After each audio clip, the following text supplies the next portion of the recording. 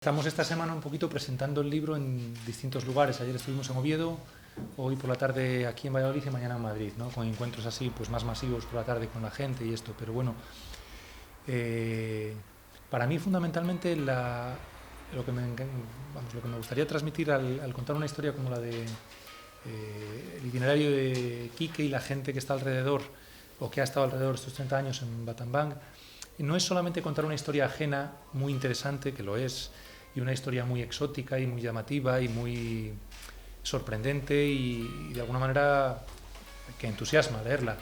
Pero fundamentalmente es, yo creo que en un mundo como el nuestro, donde tenemos tantísimas malas noticias, donde estamos como por una parte tan desanimados porque parece que no hay ningún motivo para creer casi en el ser humano, ¿no? Con fronteras cerradas, con crisis que no sabemos cómo resolver, con un montón de transgresiones o heridas que terminan llevando a que haya un escepticismo bastante general. Yo creo que historias como estas invitan a recuperar la fe en la capacidad de las personas para construir un mundo bastante más habitable, bastante más amable.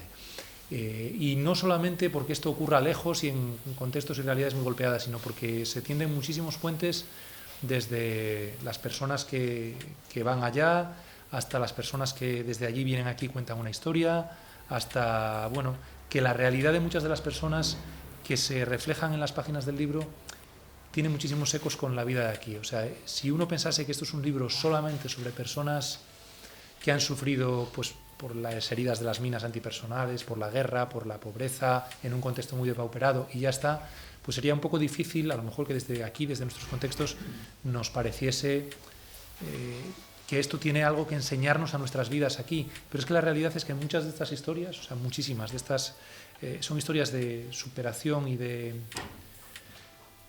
plantarle cara a la adversidad que yo creo que nos enseñan también de las adversidades de aquí. O sea, que es que en el fondo quiero decir que mutilaciones vitales hay muchas y de muchas maneras, ¿no? Entonces, eso es lo que uno intenta transmitir en el libro. Desde ahí, ¿qué es lo que, bueno, yo solamente anticipar, ¿no? Como cuatro cocinas que diría muy claras, ¿no? Una, que los héroes que uno encuentra en este libro no son héroes. Es bien bonito que en un mundo como el nuestro, donde los superhéroes pueblan todas las películas y la Marvel y todas estas historias, este libro es un libro sobre héroes, pero héroes reales. Es decir, no gente superhumana, no gente con unas capacidades mayores que otros, sino gente muy frágil, con los pies de barro, con muchas limitaciones, pero capaces de hacer cosas grandes. Y yo creo que eso es un primer mensaje, ¿no? Lo segundo es que el que quiera tener una vida perfecta, eso no existe. O sea, ni existe en España, ni existe en Camboya, ni existe en la frontera de Tailandia. No existe. No existen las vidas perfectas, si entendemos perfecto como sin ningún tipo de problemas, pero lo que sí existen son vidas reales en las cuales pues uno afronta los problemas, uno se enfrenta a ellos, uno pelea con las dificultades que puede ir habiendo.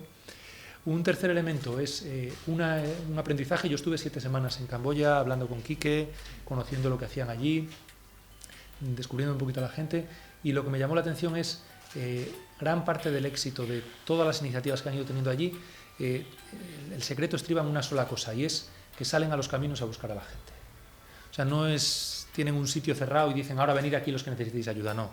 Quique se pasó 9 años recorriendo el país entero buscando gente que necesitaba ayuda y que no sabía que alguien se la podía ofrecer. Y esa idea de salir, yo creo que por ejemplo hoy en nuestro mundo, donde lo que hay son muchísimas trincheras y donde la gente está, bueno, pues siempre posicionándose para no bajar la guardia y que no te invadan y que no, esa idea de salir, yo creo que afecta a la sociedad en todos los campos, en la política, en la economía, en la iglesia, en muchísimos ámbitos, ¿no? Y ahí está. Y entonces, en ese sentido, pues yo este es el planteamiento, que esta es una historia que yo creo que ilumina mucho por lo que conoces de allá, pero también por lo que ilumina de aquí. Yo empezaría por ahí. Lo que me surge a mí de este libro es agradecimiento. O sea, cuando José Mari me pregunta qué me parece a mí que venga a Camboya a buscar un poco de inspiración, yo creí que lo que venía era a inspirarse de los proyectos que estamos haciendo, de la gente con la que trabajamos, de la vida, los retos, nuestras alegrías. Pero nunca pensé que lo que iba a salir era un libro. Creí que iban a salir articulillos. Y creí siempre, lo digo, que para Rezando Voy que había muchísimo material. Pero después esto se formuló en un libro, ¿no? Y este libro son muchas historias de gente muy sencilla, de gente normal a la que acompañamos, con la que convivimos y con las que hacemos equipos. Y tenemos servicios para ayudar, para tener presencia, para animar. Entonces, todo esto ha quedado plasmado en el libro de una manera muy bonita. Bueno, ya sabéis que aquí el jefe escribe muy bien. Y entonces se lee fluidamente y lo que decía José María ahora de que son vidas de gente normal, pero que acaban haciendo cosas extraordinarias porque están apegados a la vida de la gente, ¿no? Entonces, además del agradecimiento, la segunda cosa que quiero decir, o sea, de verlo aquí todo plasmado y me sale agradecimiento, lo segundo es que también refleja lo que queremos. Lo que queremos, hay aquí una historia de 30 años de la Compañía de Jesús en equipos con gente que no es jesuita, con laicos, con no católicos, con gente que está pues en situaciones límite, pero que se enfrenta a su vida, y hay una línea por debajo de lo que es pues siempre cercanía, sacar adelante las necesidades básicas de la gente, su dignidad, que la gente sea después independiente y sea dueña de su vida. Y aunque la situación ha cambiado de los campos de refugiados a una situación de emergencia, a una reconstrucción de la sociedad, y ahora podemos hasta planificar y esto, antes no podíamos planificar en nada, lo que la lleva a la trayectoria es, por debajo es dar respuesta a las necesidades básicas, salir al encuentro de la gente más necesitada y crear ámbitos en los cuales las personas se sientan grupo, comunidad, queridos y poder salir adelante, ¿no? Bueno, pues yo estoy muy contento porque habla de la participación de los excluidos, se habla de la esperanza de los que no tienen razones para esperar, y creo que nos da una serie de claves muy bonitas para que en otros contextos o en nuestras vidas normales podamos también tener, bueno, pues razones para esperar, para luchar y sacar adelante situaciones que parece que están muy oscuras. Pues aquí se nos dan claves para mirar adelante con un poco de alegría y con fortaleza. Yo luego una cosa que comentaría también, cuando uno va desde la perspectiva, o incluso cuando oyes hablar de Quique como el obispo de las sillas de ruedas y que lleva trabajando mucho tiempo con la gente con discapacidad o con los mutilados, una cosa que me cambió la mirada allí es como que aquí, precisamente por infrecuente, porque estamos acostumbrados a que muchas veces, bueno, pues digamos que una mutilación, perder un brazo, perder una pierna, pues ya se convierte en una tragedia que lo marca todo, ¿no? Y entonces casi como que define a las personas. Y una de las cosas que me cambió la mirada allí es el decir, bueno, las personas son muchísimo más que esto. Quiero decir que, bueno, pues efectivamente es un problema y tienes que adaptarte, y si pisas una mina y te vuela la pierna, pues desde luego eso es una tragedia, porque lo es, a un cierto... Pero hay que seguir viviendo y hay que tirar para adelante, y llega un punto en el cual, o sea, no es lo primero que ves cuando ves a una persona, ves muchísimas más cosas y además esto, ¿no? Y yo creo que el haber ayudado a las personas a verse así, o sea, esta es la gran, vamos, para mí uno de los grandes regalos que he encontrado allí. Claro, cuando uno piensa, y a veces llama la atención, ¿no? Otras veces que venís por aquí, con los grupos de baile, y es un grupo de baile en el cual bailan personas con discapacidades, y alguien que baila desde una silla de ruedas, y alguien que tal, claro, cuando uno lo ve desde la mentalidad de aquí, muchas veces es, qué impresionante, gente mutilada que baila. Cuando llevas un tiempo allí y lo vas viendo, dices, no, qué bonito gente que baila, que además resulta que está discapacitada o que tiene una mutilación, pero que es que eso es lo de menos. Lo que se les ha conseguido transmitir es bonito que bailéis, cualquier persona, juntos, contando una historia, bueno, y cada uno desde lo que puede y desde lo que es, ¿no? Y entonces, claro, eso lo cambia todo. A mí me pareció fascinante. Y acabas olvidándote de quién tiene discapacidad y quién no la tiene, porque es tal belleza y tal coordinación y tal complicidad entre unos y otros que te olvidas, porque la belleza humana se muestra, ¿no? Que somos mucho más que nuestras, por decirlo así, lo que llamamos discapacidades o deficiencias. Bueno, es el día del Corpus Christi allí y están bendiciendo tirando pétalos de flor, ¿no? Y ahí tienes un grupo de niñas discapacitadas y otro que no lo son, pero que te importa poco al final. Que hemos puesto juntos estos dos grupos que en principio tienen necesidades y capacidades diferentes, pero que juntas provocan muchísima más belleza y te olvidas de la discapacidad. Ves que la persona es mucho más que su discapacidad y también te das cuenta de que la belleza que lleva la persona que va en silla de ruedas embellece a la que no lleva silla de ruedas. O sea que este baile con silla de ruedas es mucho más bonito que sin silla de ruedas, ¿no? Pues yo, por ejemplo, una de las historias que me fascinó, porque es una historia de superación increíble, y la historia de Gwen, que ahí está contada, ¿no? Gwen es sobre todo porque además ahí tuve la enorme suerte de contar con su propia historia contada por él mismo. Es decir, que él había trabajado con una voluntaria y había escrito su historia, pues como un niño que a los 2 años tiene un ataque de poliomielitis, claro, en un contexto en el cual eso es brutal, y pasa toda su infancia en unas condiciones de penuria tremenda, su madre y su padre los abandonan, terminan viviendo con su abuela que no tiene nada que los lleva a Tailandia, trabajan para las mafias vendiendo, mendigando, al final terminan volviendo a Camboya, que es mucho más pobre que Tailandia, y ahí terminan dentro de...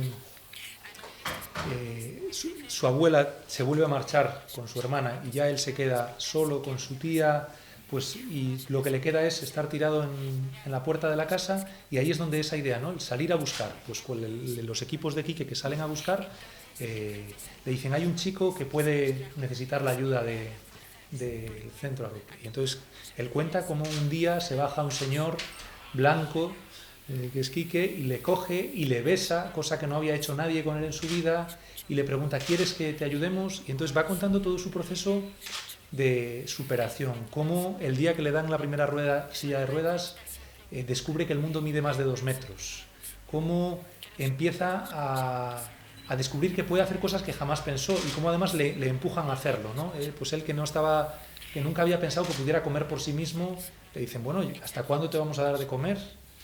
Y él se ve incapaz de coger la cuchara, y sin embargo empieza.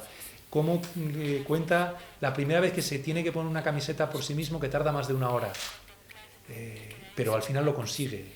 Cómo aprende a escribir, y entonces, claro, y de golpe vas viendo la historia de superación, cómo crece, estudia, y ahora mismo ya sueña con ser traductor, porque puede serlo, porque resulta que he descubierto que se me dan bien los idiomas. Yo de movilidad tengo todos los problemas del mundo, pero de hablar, de cabeza y de tal, no tengo ninguno. Pues ojalá sea capaz de crear mi propia empresa de traducción. Y ahí le tenemos en Facebook, y ahí le tenemos en no sé qué y tal, y de golpe te encuentras y dices, pues ya está. O sea, y como esa, es que hay muchas historias, hay muchas. Me perdonáis lo que voy a decir ahora, porque le llamamos pirulo, porque soy un pirulillo, de pequeñito. Y cuando vino a casa no sabíamos qué hacer con él, porque como tiene los brazos mal, pues cómo iba a ir a estudiar, ¿no? Pero le llevamos a la guardería y empezó a socializarse con los otros niños. Y bueno, pues nada, tuvo este proceso, como decía José María, de superación, y ahora bueno, está en la universidad y da clases de inglés a los jóvenes discapacitados. Es impresionante verle en su silla de ruedas explicando gramática inglesa. Una persona que está supuestamente discapacitado, pero tiene una capacidad increíble de comunicación y de una fuerza impresionante que motiva a otros niños discapacitados a tener también fuerza, ¿no? Y bueno, pues para nosotros es un tipo especial. ¿Qué edad tenía cuando aquel encuentro? Pues tendría 6 años, 4 años, 6. ¿Y ahora está por los? Ahora está pues por los... Pues súmale 16 años más, o sea, 20 y pocos, sí. La verdad es que las edades en Camboya son un poco relativas. ¿Por qué? Primero porque no saben cuándo nacieron y después te dicen la edad según les venga bien. O sea, si viene bien ser joven, pues te dicen 2 años menos. Si te viene bien ser mayor, te ponen 2 años más. Entonces, tienes gente que un año tenían 14 y al año siguiente tienen 17. No es importante, no es importante la edad. Es decir, pero sí es indicativo, ¿no? Que era un pequeñito sin escolarizar y ahora está en la universidad. Es un caballero, sí, sí. Y habla inglés con muchísimo mejor acento que yo. Bueno, una de las cosas que hacemos en Camboya con el grupo del Centro Arrupe es cuando hay una víctima nueva de mina o de discapacidad y yo normalmente no voy a visitar a esa persona en el hospital por mi cuenta. Me llevo un equipillo y les digo, venir a ayudarme porque tenemos que levantar el ánimo de alguien y vosotros lo vais a hacer mucho mejor que yo. Yo os apoyo. Y tengo experiencias bárbaras que no se olvidan de esa primera visita, de amigos, o sea, de gente o sea, cuando una persona pisa una mina, por ejemplo, me voy a acordar de una niña que se llama Sokyun, que está sola, acaba de pisar una mina, la mina la pisaron en un tractorcillo y entonces ahí de la familia están todos afectados. Y le pido a Serey Mao, otra niña que también es discapacitada de mina, que venga conmigo. Esta niña llega al hospital y le dice, no te preocupes, la vida aquí no se ha acabado, yo tuve un accidente de mina hace 4 años y estoy estudiando y somos muchos, somos grupo, nos apoyamos unos a otros, vente a conocer nuestra casa y ya verás tú cómo verás las cosas diferentes. Ahora sabemos sé que no me puedes entender, pero que sepas que hay futuro, Bueno, estas 2 niñas en este momento estudian, ya acabaron el bachiller, son muy amigas, una es más mayor y está estudiando como hospitalidad, ¿no? Cocina y la otra, la segunda, ¿quién? Está estudiando secretariado, o sea, ha avanzado a su maestra, bueno, y se graduó en este año. Una esperamos que venga a la oficina del Outreach y la otra que venga al Lord Litri, o sea, tenemos una pequeña tienda, restaurante, un café, y ahí estarán las dos. O sea, formación la están teniendo y empleo lo tenemos. O sea, estamos muy contentos con estas historias. No todas las historias son así de felices, pero lo que tenemos es que, aunque las historias no sean felices, seguimos siendo amigos, que es un asunto para mí muy importante. Que yo cuando tenemos evaluación de proyectos, evaluación de un voluntario, evaluación de cómo se trabaja, yo le pregunto al voluntario, entre la gente con la que trabajas y acompañas, ¿cuántos son amigos tuyos? ¿Cuánta gente sencilla y pobre es amiga tuya? ¿Y con cuánta gente sencilla y pobre pasas tiempos libres?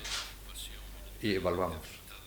Y si la gente cree, o sea, y también cuando tenemos proyectos, cuando trabajas con la gente sencilla, los resultados no se pueden ver por eso, porque la gente tenga empleo o que sea independiente. Eso sale, pero no con el 90%.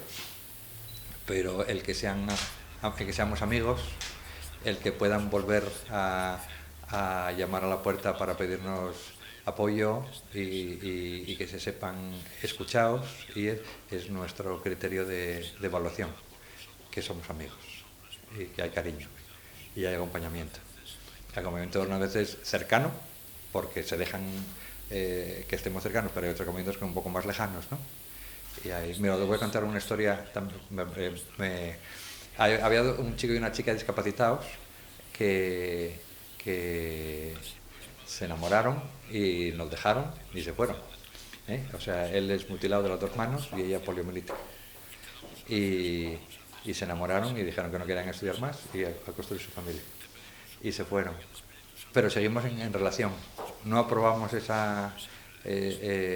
pensábamos que truncaron sus estudios y tuvieron un bebé, una niña.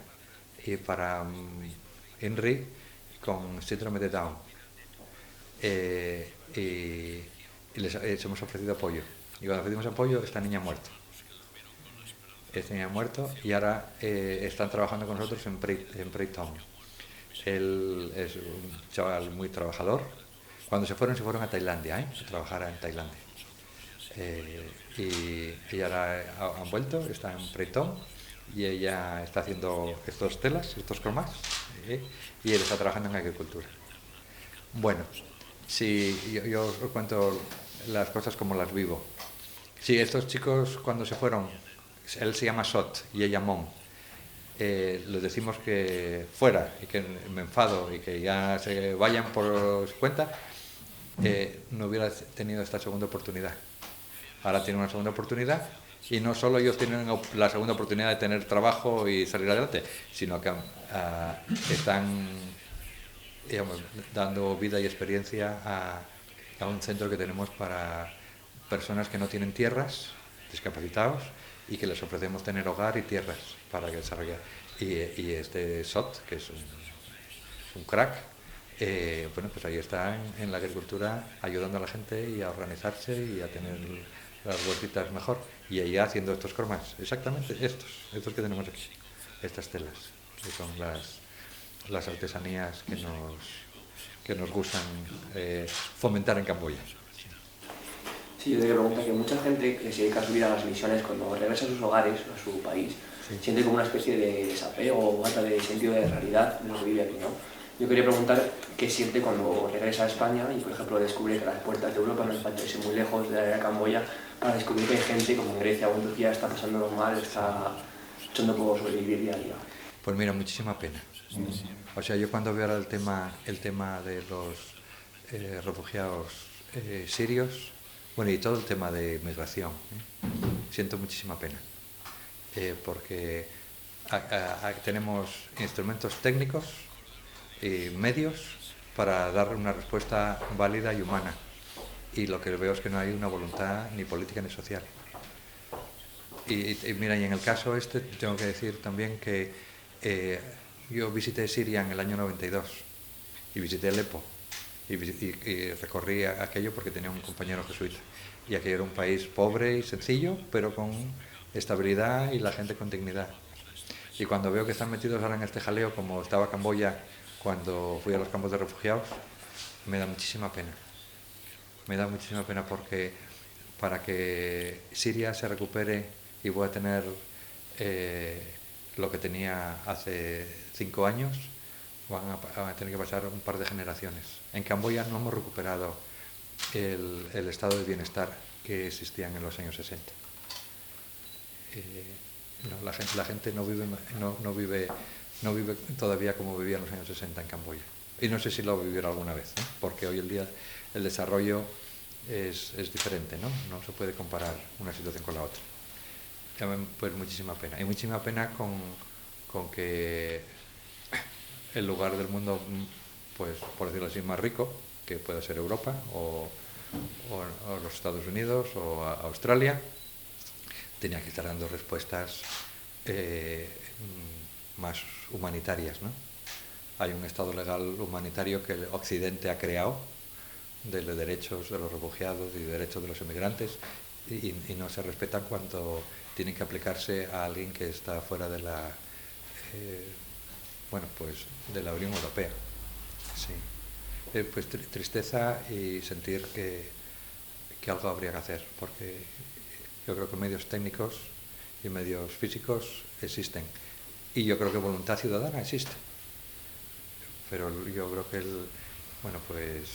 los gobiernos están temerosos y no saben qué hacer, y el miedo paraliza, y en esa parálisis la gente sufre, y después son generaciones que quedan marcadas. En Camboya, con las personas que sufrieron el régimen de Pol Pot, y después los primeros años en los campos de refugiados, y les cogió de niños y jóvenes, han quedado marcados. Y eso ya es difícil de recuperar. ¿cuántos niños hay en Siria viviendo bajo la guerra y en campos de refugiados, sin ir a clase con normalidad, sin tener un acceso a la salud mínimo, que cogerán enfermedades ya para toda su vida, sin estudios, sin formación, y lo único que crecen es en violencia, en falta de comunidad básica, ¿no? Que te hace sentirte, tener pertenencia, ¿no? Es muy triste, es muy triste. Cuando hablas de falta de respuesta, ¿cuál podría ser esa respuesta? Bueno, porque sistemáticamente los países de Europa empezaron a poner unas cuotas de acogida y a pedir a los ayuntamientos y a las comunidades quien tiene capacidad de acogida, que estamos dispuestos a acoger en albergues, hogares a las familias, y que esos niños que están allí se escolaricen cuanto antes y buscar un modo de formación profesional también para que los adultos puedan ser activos aquí y también puedan volver a su país a reconstruirlo en cuanto haya paz. O sea, que no sería pensando solamente en que estuvieran aquí instalados, sino que tuvieran la capacidad de volver, ¿no? En Camboya tuvimos una repatriación de casi 500.000 de personas que volvieron en un país en aquel momento de 10 millones, ¿no? Y la hubo.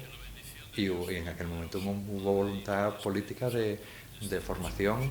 En los campamentos había mucha formación profesional y mucha educación, y la gente que estuvo en los campos de refugiados, cuando volvió a Camboya, fueron los grandes, no voy a decir los grandes salvadores, pero un factor muy precioso para que el país saliera adelante.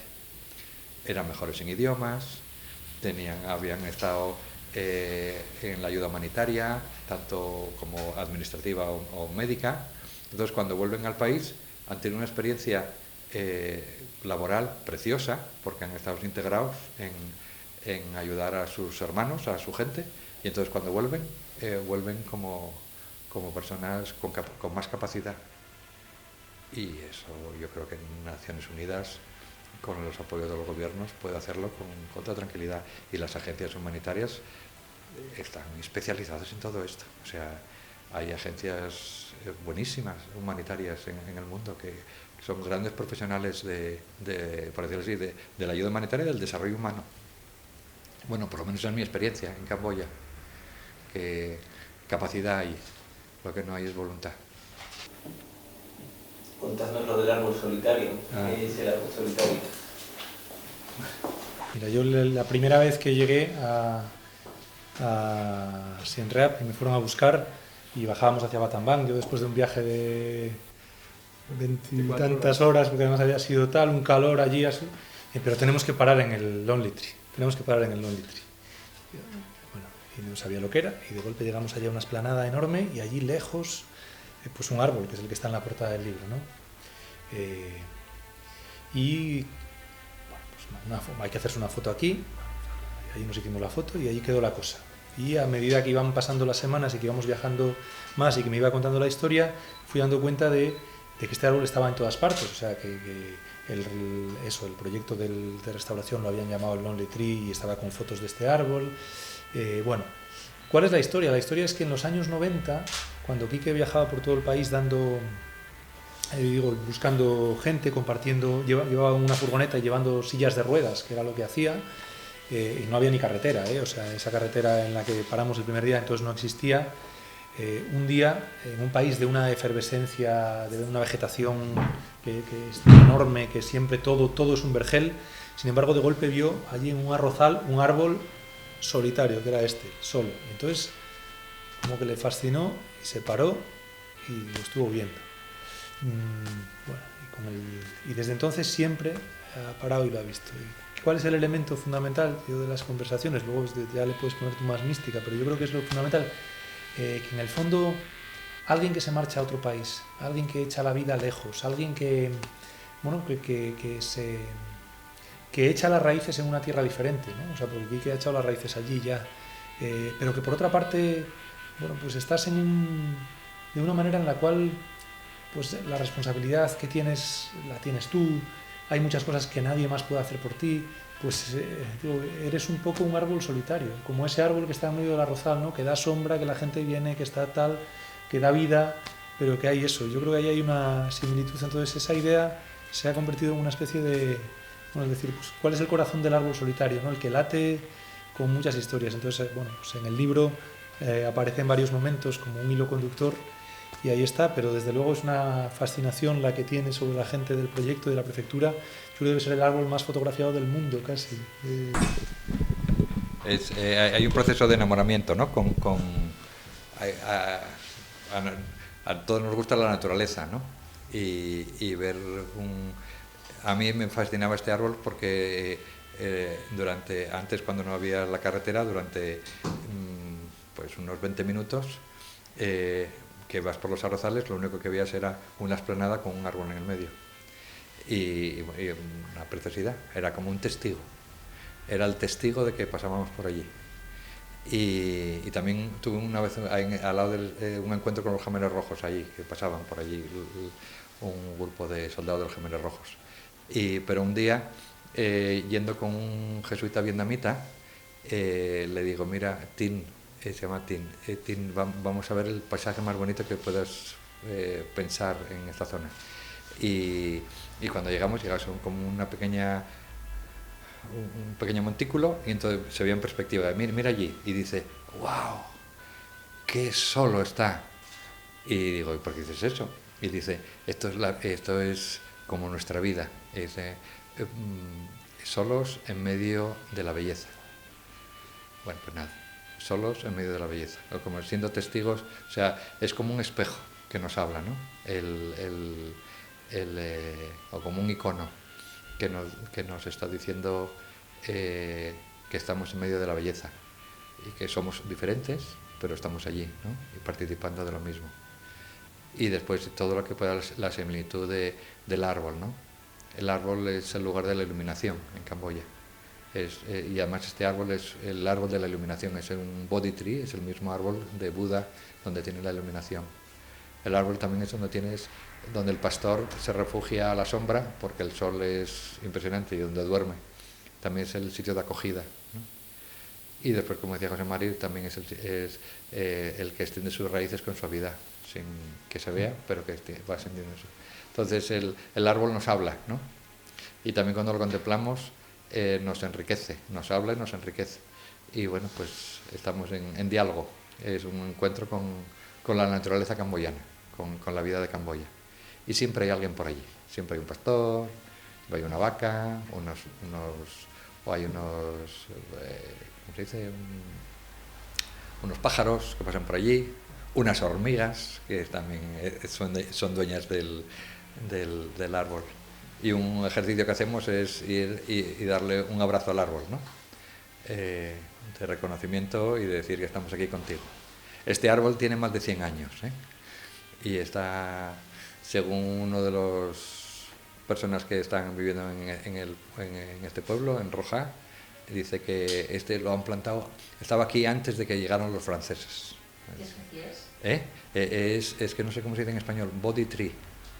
Bodhi tree, o sea, el árbol de la iluminación de Buda. Que tiene una hoja muy bonita, grande. Bueno, ahora que están de moda los árboles y esto,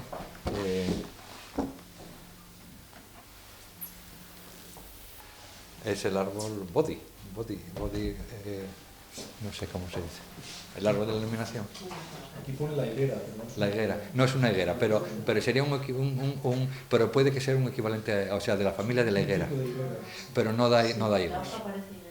Sí, sí. Y es un tipo de árbol eso que son grandes y fuertes y crecen en el medio por decirlo así, de la nada o solitarios también. Normalmente los tienes también en todos los templos. Y en la tradición camboyana dicen que los espíritus habitan en este árbol. Con lo cual, normalmente estos árboles los tienen en lugares sagrados. Este árbol, como le tenemos mucho cariño, bueno, ahora ya que me pregunto por el árbol, pues me enrollo. el 1 de septiembre, que el Papa ha pedido que rezáramos por la creación, pues yo le pedí a los monjes budistas que vinieran a consagrar este árbol. Los budistas tienen consagración de la naturaleza, que es muy bonita. Entonces, en estas oraciones que tienen, como que convierten el árbol en monje. O sea, le dan la dignidad de monje. Con lo cual, lo hacen sagrado y no se le puede cortar. Entonces, vinieron allí el 1 de septiembre, estuvimos allí juntos y los monjes hicieron, lo revistieron. Esta es la vestidura. Y aquí estamos después de revestirlo, de revestir el árbol. Sí. Aquí está el árbol revestido. Y tienes aquí tienes por decirlo así, en religiosos cristianos y religiosos budistas juntos. Esto no tiene un mérito estar con los monjes, ¿eh? Los monjes son la gran mayoría y nosotros somos 4 gatos. Y entonces, bueno, pues puedes ignorarlos y no tener relación, pero entonces estar aislado. Porque también puedes estar trabajando conjuntamente. Y trabajamos conjuntamente en la campaña de las minas, en la conservación de la naturaleza, en trabajar por la paz, trabajamos mucho juntos. Tanto que Viso Vichía, que es el rector de la universidad, me tiene de profesor invitado para hablar de cristianismo y de la Biblia a los monjes budistas. O sea, los monjes budistas aprenden de cristianismo dice, prefiero que venga un cristiano que nos lo venga a contar otro que no tiene ni idea, ¿eh? Entonces es preferible que acepta, por favor. Digo, yo encantado. Entonces os podéis imaginar que es estar delante de 80 o 90 monjes que no han cogido una Biblia en sus manos, empezarles a explicar lo que es la Biblia. Aquí estamos todos que estamos hartos de oír de Adán y Eva y el arca de Noé y de los milagros de Jesús, estamos todos hartos, pero allí para ellos es nuevo. ¿Y qué es eso? Y bueno, pues nada, y también que las preguntas vienen desde otra concepción filosófica y desde otras creencias, ¿no? Es muy bonito, es muy retante. Sí. Y para mí es muy confortante, porque hay, por decirlo así, preguntas y cuestiones muy puras, ¿no? Desde una ingenuidad fabulosa, pero también desde una cosmovisión que es diferente. Y entonces, bueno, pues hay que saber formular y hay que saber aprender y también saber, y algunas veces no saber responder. Sí.